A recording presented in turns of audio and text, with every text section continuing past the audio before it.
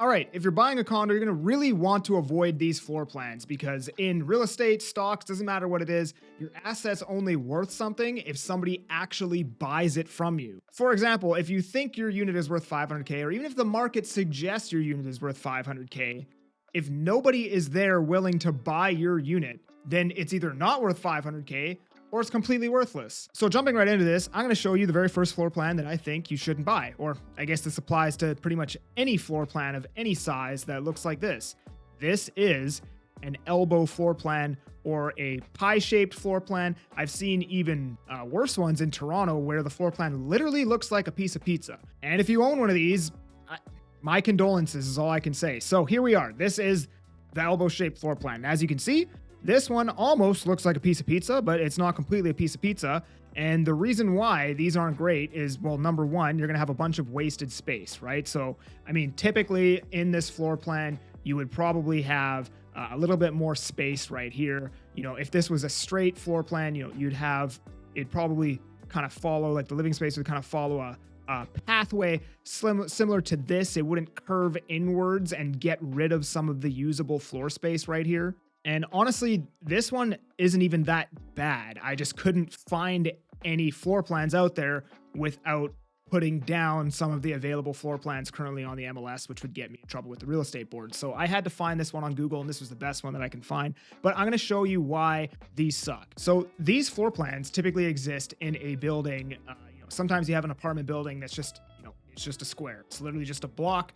You usually won't have those floor plans in those types of buildings, but for any building that does an L-shaped turn or a U-shaped turn, you're going to get an elbow floor plan.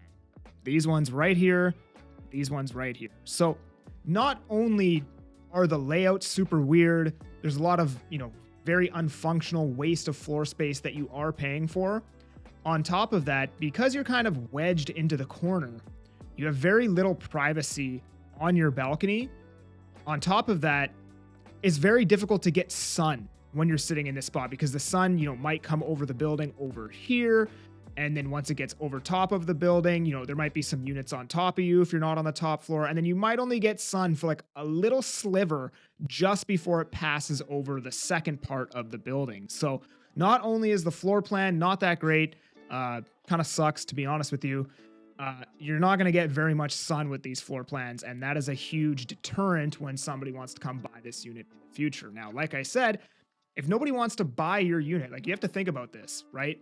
For you to make money on this purchase, somebody else has to be willing to pay you a higher price than you paid. Somebody else has to be willing to buy this from you.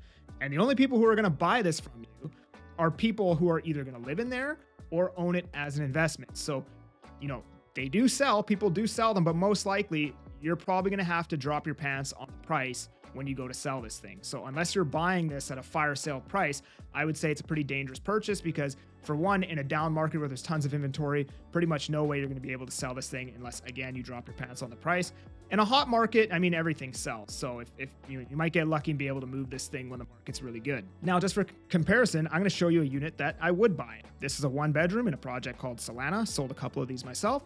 This is a unit that I would buy personally, right? So you have the kitchen, right? Tons of counter space. You get an island. Some people don't like this kitchen layout, and I'll show you in the next floor plan why. I personally like this kitchen layout the best for 1-bedrooms. You have the additional table space. People can eat at the island. You got the chairs here. You can use this as a table if you want. It's also tons of additional counter space. And then, you have plenty of counter space with the L-shaped kitchen, right? Now, when we come to the bathroom, what I like about the bathroom is if you need to go to the bathroom in the middle of the night, you can just walk right there. You don't have to walk through the living space to get to the bathroom. And, maybe you have friends staying over or parents are sleeping on the couch or something like that. You don't have to wake them up and bother them. You can just go right to the bathroom right from your bedroom. Now, if you're entertaining guests, on the flip side of that, they don't have to walk through your bedroom to get to the bathroom. They can just walk right to the bathroom and you can keep this door closed because most people like to keep their master bedroom pretty messy a lot of the time and they don't want the guests to see it. Well, you have that option with this floor plan, which I really like. Now, it's pretty much a perfect rectangular layout, which again, every square footage of the floor plan is very usable. You got a nice little dining table here. And then, in the living space, there's plenty of room for the TV, Sometimes you'll see in floor plans, the TV placement doesn't really make sense. Like, for example, this could be a window here and they might have the TV kind of like tucked away in the corner.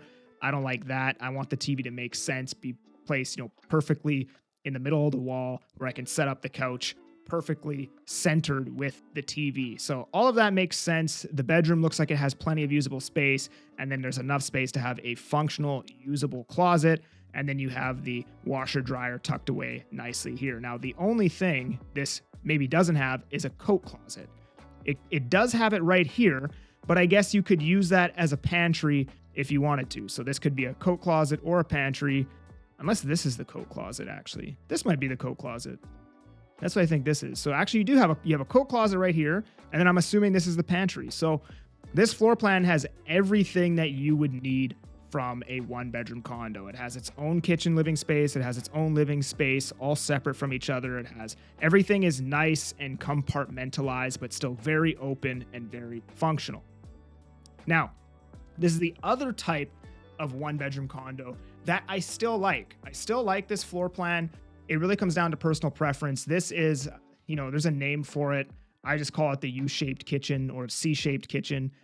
Some people prefer this, right? It's nice and, again, compartmentalized. The kitchen is, somewhat separate from the dining and living room.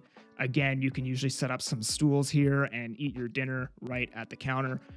I don't prefer this over the L-shaped, and the reason why is I feel like it kind of closes off the kitchen. I feel like it makes the space not as open. I feel like it's really hard to use the counter space kind of in the turns of this, right? I know the L-shaped kitchen has one turn. This kitchen has double the amount of turns. And the other thing is, even though you have these stools that you can set up here, you still have that with the island and the L-shaped kitchen. So I still would buy this unit. Like, I still wouldn't tell somebody to not buy this unit based on this. Some people actually prefer this, right? This is also a good floor plan. What I'll tell you I don't like about this floor plan is the fact that I feel like the dining room seems like it's a little bit too big. I personally feel like you don't really need a dining room anymore. As long as you have an island or somewhere to eat in the kitchen, you're fine. And, the space probably could have been used up by maybe some more kitchen, right? I don't know. Now on to the two bedrooms. I'll tell you what I like about this two bedroom. Again, very functional kitchen space. Now, this isn't a perfect two bedroom, but this is about as good as you're going to get as far as a new two bedroom layout, right? You have a very usable kitchen. Again, it's a bit separate from the living area like that. What I really like about this floor plan is the fact that the bedrooms are on opposite sides of the room. So if you have friends staying over, parents, family, whatever, you get some privacy. Or if you have kids, you get some privacy away from each other. You're not back to back, so you can hear everything through the walls, right? Which is obviously ideal. And then again, going into the primary bedroom here, you have a dual sink and then a stand-up full glass shower, which is very nice.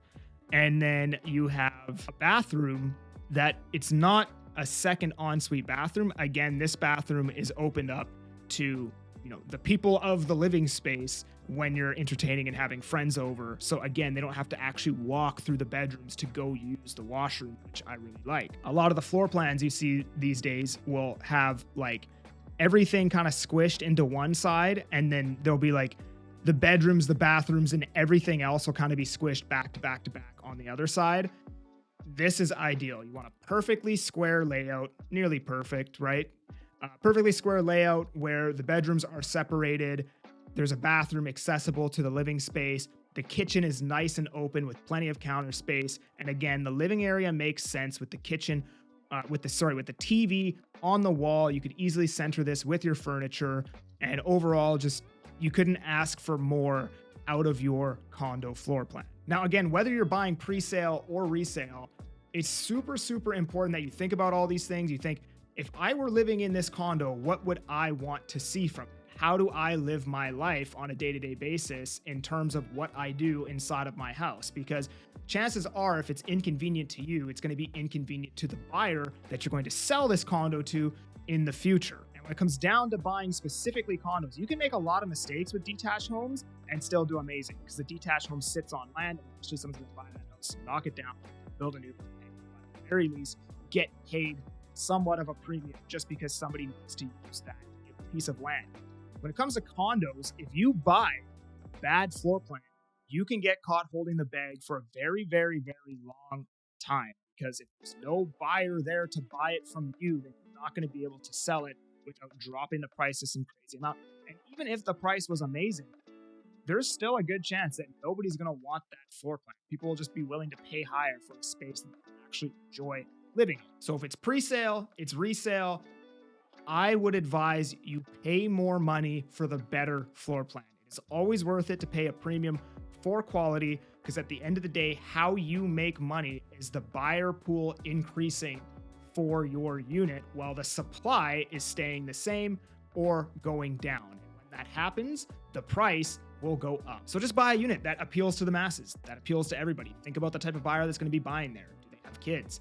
How old are they? Does the kitchen actually make sense? I see a lot of floor plans these days where there's just no counter space whatsoever. It'll be like, 4 cabinets long of counter space, but then, there's a stove and a sink there. So you really have like 2 little squares to live your entire life on when it comes to the kitchen, right? So, the kitchen counter space is a big, big deal, and you want to make sure that it's there. You also want to make sure that you're not wasting square footage within the floor plan, because price per square foot is crazy expensive these days. And if you have useless square footage in your unit, you're going to pay for it later or at some point. If you're interested in buying pre-sale condo, buying resale condo, doesn't matter what it is, give me a ring. I'm that Agent Kelly.